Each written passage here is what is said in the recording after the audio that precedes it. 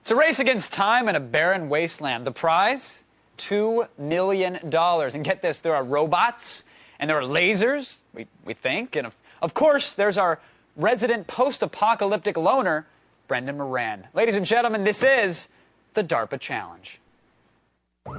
Ladies and gentlemen, Highlander. I'm here in Primm, Nevada at the start of the DARPA Grand Challenge. 23 teams are racing 131 miles throughout the desert in 10 hours or less. And the best part is, no one's at the wheel.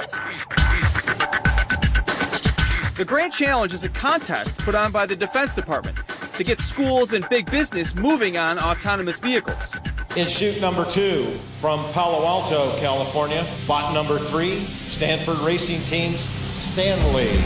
That's Stanford's team that ran in your perfect qualifying event, and it's one of the favorites to win. We have a modified Volkswagen Touareg. It's skid plating, it has been reinforced. The team itself is composed of people from Stanford University, Volkswagen of America, more Davidoff. We focus on software, so we have very advanced artificial intelligence software. In chute number 3, bot number 19 from Pittsburgh, Pennsylvania, red team Sandstorm. So we have a 1986 Humvee. It's military surplus. We took the top off it, cut it open, put this electronics enclosure where all our computers are, and we have this dome up on top here, which contains our long-range laser sensing.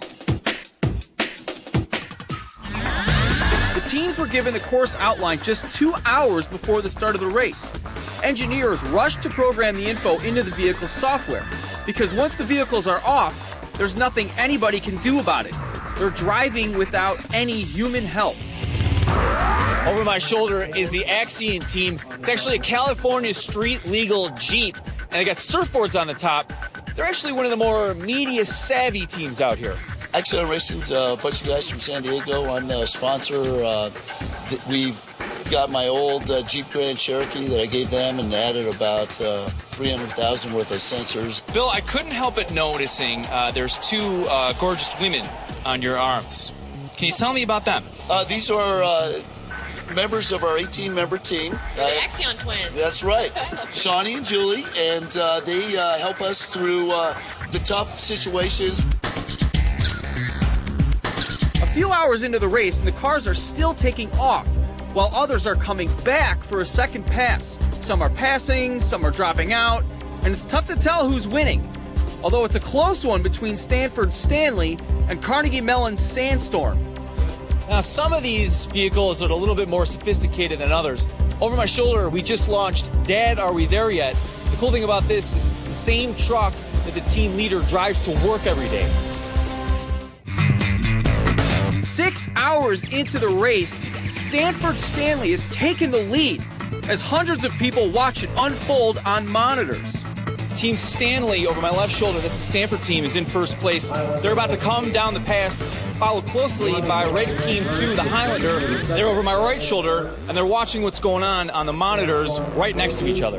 And with less than a mile left, Stanford Stanley appears on the horizon, making history and earning the $2 million prize. 131.6 miles, just under 7 hours. Stanley from Stanford University is the first autonomous vehicle to cross the finish line. This is the beginning. We have shown that we can build cars that can drive themselves. The impossible has been achieved. Now it's just a matter of time until it happens, and it will happen, I promise you.